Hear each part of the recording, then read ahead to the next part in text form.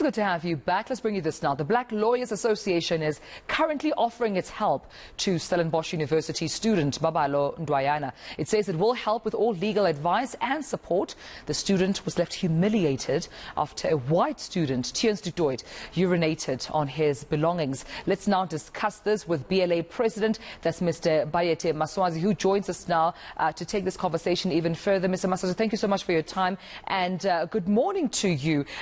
You have offered your help to Babalo Ndwayana and his family, all legal support included. Why was this necessary for you as a Black Lawyers Association to be involved particularly with this case?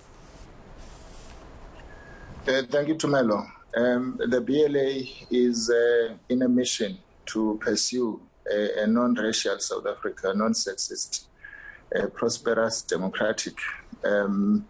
When there are victims of racism anyway in South Africa, we are moved to find a space for us to play a role.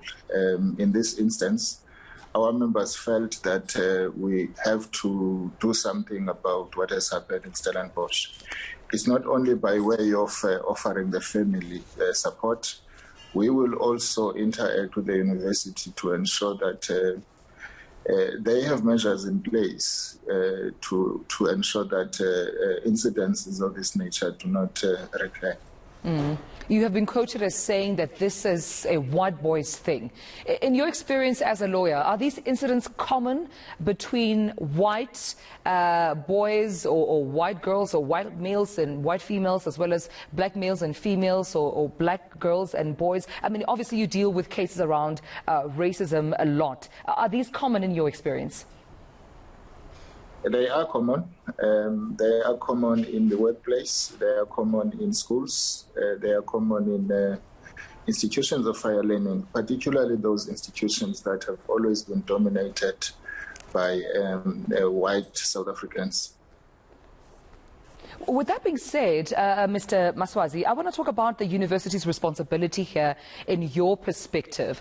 What is their role and responsibility in handling this case? They have said to the media and to us as eNCA particularly that all due processes need to be followed internally, obviously referring to internal investigations. But as a lawyer, what would that look like? What would be satisfactory to see in terms of the role the university plays? Firstly, we are hoping that their policies and programs are such that they speak specifically against the hate crimes, such as the one we saw in the form of incidents of rape, of racism.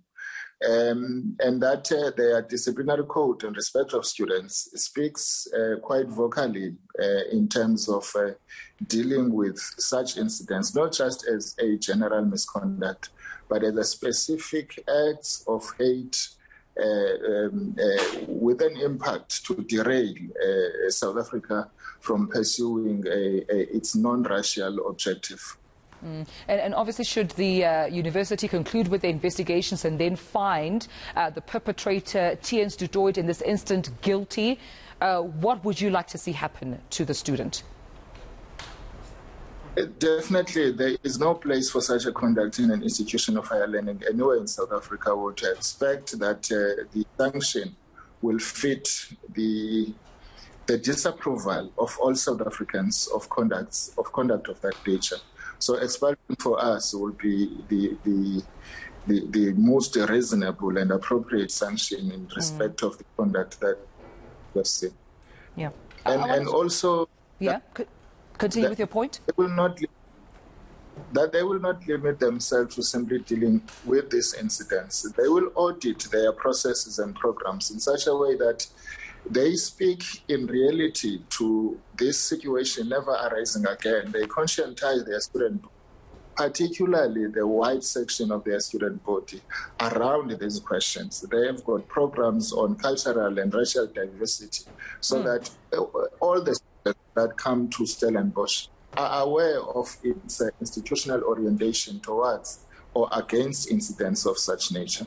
Yeah, but I also understand that you took it a step further. You wrote to the department or the Ministry of Higher Education to ensure that they monitor that those, policies around cultural diversity and obviously conscientizing, students who are coming in and just making sure that they are aware that even though Stellenbosh was a predominantly Afrikaner, institution of higher learning, they will not tolerate racism. So you want the assistance of the department in this regard?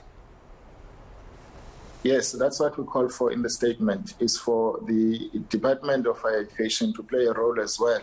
We are interested to know what programs are in place in that department, what policies are in place in the audit of the institution of higher learning to ensure that they provide a conducive environment for the pursuit of the production of knowledge and scholarship, which is impossible in an environment permeated by racism.